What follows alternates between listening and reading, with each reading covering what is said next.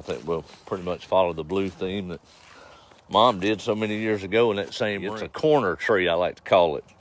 It only looks good on three sides, if it does that at all. But I think she'd be proud of the tree. Not that it symbolizes Christmas. I guess it symbolizes tradition for us.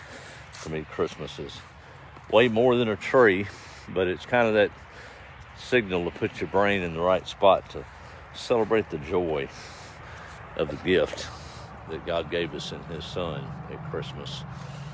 It's a joyful time of the year, and so many folks around me and folks I see are struggling, hurting, and I encounter mine as well. A lot of folks don't know other folks' battles, but you have to fight them just the same. I was thinking a lot recently, talking to folks and listening to folks, and things happen. Life throws you a curveball, whether it's good or bad. And people like to say it is what it is, or everything happens for a reason. I've always had trouble reconciling that. I guess at face value, it's nice and comforting to think that, but that kind of snubs its face at God's free will that He gave us. Because sometimes somebody else's free will interlopes onto yours and changes the course of things, doesn't it?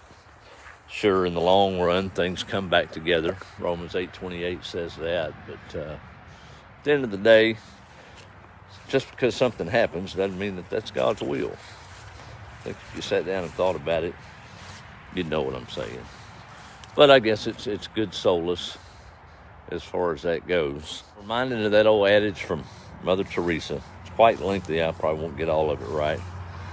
They said it was hanging on the wall of her home. I don't know how true that is, but it's been accredited to her, and it's beautiful, and I love it. Old girl from Kansas wrote a song, loosely translated it back in, 2007 or whatever, and had a little hit with it. Martina McBride was her name. She called it Anyway, and it was a loose translation of that famous poem from Mother Teresa. It goes a little bit like, people can be unforgiving, ruthless to you, self-conscious even, but you forgive them anyway. If you're kind, people will take advantage of you, think you've got ulterior motives. Be kind anyway. If you're successful, you'll get some unfaithful friends and some sure enough enemies. Succeed anyway. If you're honest and sincere, people will think you got something up your sleeve. Be honest and sincere anyway. The good you do, it'll never be enough, but you got to do good anyway. What you create over years can be destroyed in a heartbeat overnight, but you create anyway. If you find serenity and happiness, well, you'll have some jealous folks out there. Be happy anyway. Give the best you have. May not always be enough, but give your best anyway.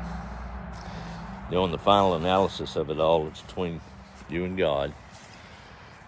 Do right and love Him and put Him center. Things seem to work out.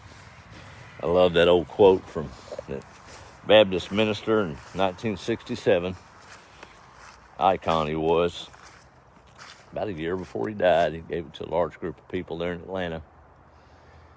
He said that he decided he was going to stick with love because hate was too big a burden to bear.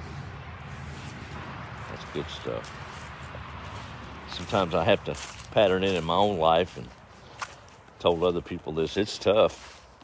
It's easy to love when loving's easy, but when it's hard. I saw an old quote that said, the definition of a Christian is not loving Jesus, it's learning to love Judas.